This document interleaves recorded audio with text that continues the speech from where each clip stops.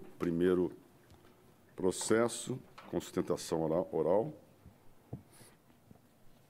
E chamo o processo número 1 da pauta, cujo número é 500-687-514-022-404-7005, representativo de controvérsia, tema 376, de relatoria do juiz Odilon Romano Neto.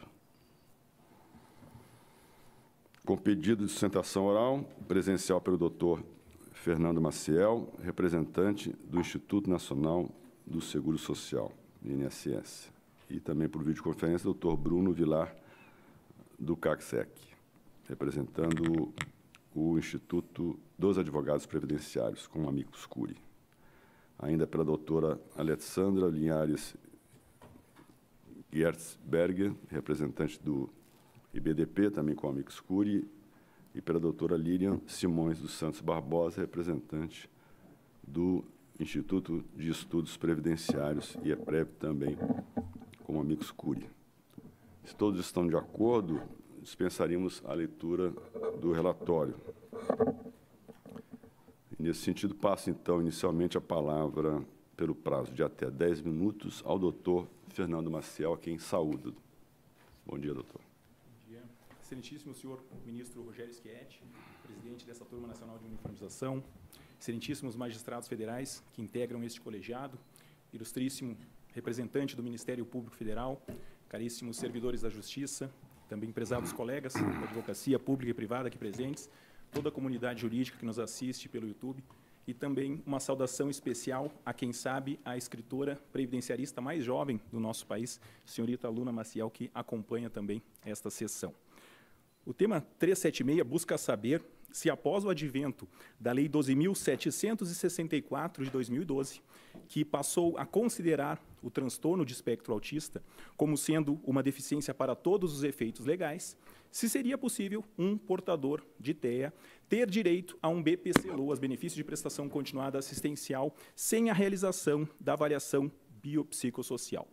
Oportuno lembrar que, há pouco tempo, há menos de 2 meses, esta Turma Nacional de Uniformização já teve a oportunidade de analisar e julgar uma questão jurídica extremamente semelhante, por ocasião do tema 378, que abordava a situação do portador de visão monocular, que também tem uma lei específica, editada em 2021, que lhe garante a condição de pessoa com deficiência para todos os fins. Esta Corte, sob a relatoria do juiz e professor Fábio Souza, a unanimidade entendeu que é necessária a realização da avaliação biopsicossocial para a concessão do BPC-LOAS. Salvo o melhor juízo, entendemos que essa razão de decidir também deve ser observada no tema 376. Antes de adentrar na análise do mérito das razões recursais, é importante externar a sensibilidade institucional da Advocacia Geral da União em relação a um tema tão relevante, tão sensível, que é a concretização de direitos fundamentais para pessoas com deficiência. No que tange ao transtorno do espectro autista, nós sabemos que milhares de famílias brasileiras enfrentam desafios e, consequentemente, temos dados estatísticos do censo do IBGE mostrando que já foram diagnosticados mais de 2,4 milhões de casos de autismo no Brasil. Ou seja, esse é um desafio não apenas das famílias que possuem um membro diagnosticado com TEA, mas também um desafio de toda a sociedade, e aqui representada pelos poderes públicos. Cabendo ao Legislativo editar as normas protetivas, cabendo ao Executivo implementar as políticas públicas e cabendo ao Poder Judiciário a sua fiel responsabilidade de interpretar a Constituição, as normas infraconstitucionais, para a concretização desses direitos fundamentais. Como há pouco tempo já tive a oportunidade desta tribuna de externar os argumentos jurídicos e extrajurídicos que o INSS apresenta na temática idêntica que estamos analisando agora, vou apenas pontuar alguns aspectos que consideramos mais relevantes para a manutenção do entendimento dessa Turma Nacional de Uniformização no tema 378, também aplicado neste tema 376. Temos que lembrar que, desde 2009, a legislação brasileira ela passa a prever que o enquadramento, a consideração de uma pessoa com deficiência pressupõe uma avaliação biopsicossocial. Nós evoluímos de um método tradicional de análise individual, apenas clínica, para um método que pressupõe a identificação de impedimentos de longo prazo que, em confronto com diversas barreiras, podem acarretar dificuldade ou obstáculos de viver em sociedade em igualdade de condições. Isso foi feito pela Convenção de Nova York, que foi internalizada no nosso país com status de emenda constitucional. Sabemos que, em 2011, a Lei Orgânica da Assistência Social também foi adequada a esses novos parâmetros trazidos pela Convenção Internacional dos Direitos da Pessoa com Deficiência. Eis que, no ano de 2012, sobrevém a Lei 12.764, equiparando o transtorno do espectro autista a uma condição de deficiência para todos os fins. E a dúvida é, essa norma de 2012, norma infraconstitucional, pode revogar uma disposição anterior de uma norma com status de emenda constitucional?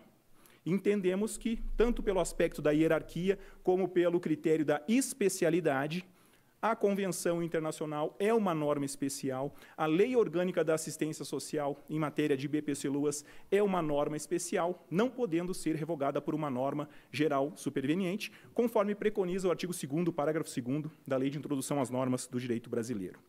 Para além desse critério de hierarquia e critério de especialidade, podemos também fazer uso do critério cronológico, porque após a edição da lei de 2012, mais especificamente no ano de 2015, foi editado no nosso país o Estatuto da Pessoa com Deficiência, a Lei Brasileira de Inclusão, Lei 13.146 de 2015, que passa a reforçar a necessidade da avaliação biopsicossocial para fins de enquadramento de uma pessoa com deficiência.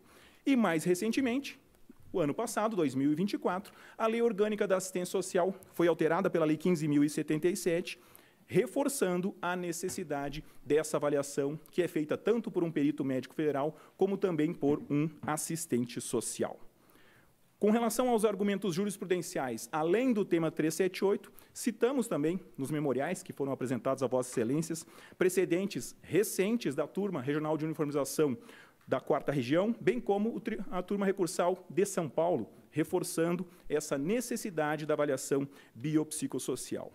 Agora, inovando um pouco nos argumentos trazidos nesta tribuna, que não foram colocados por ocasião da última sessão, recentemente, o Conselho da Justiça Federal promoveu a primeira jornada de direito da Seguridade Social, onde foi fixado o enunciado de número 32, mais uma vez, reforçando a necessidade dessa avaliação biopsicossocial.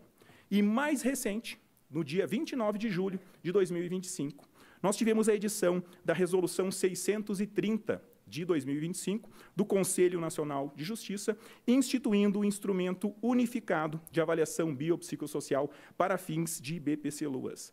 Instrumento esse de utilização obrigatória por todo o Poder Judiciário a partir de 2 de março de 2026.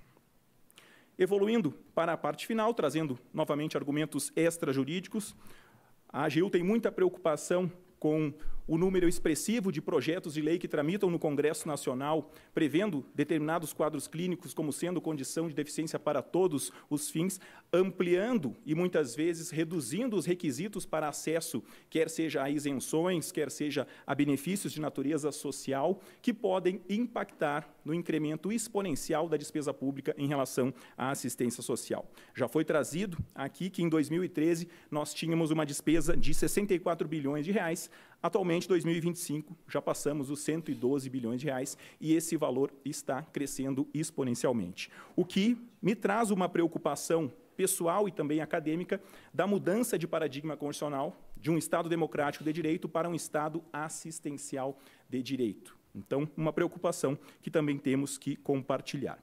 E é por isso que o INSS requer seja improvido o PUIL que foi interposto pela parte autora, tomando a liberdade de sugerir a fixação da seguinte tese para o tema 376.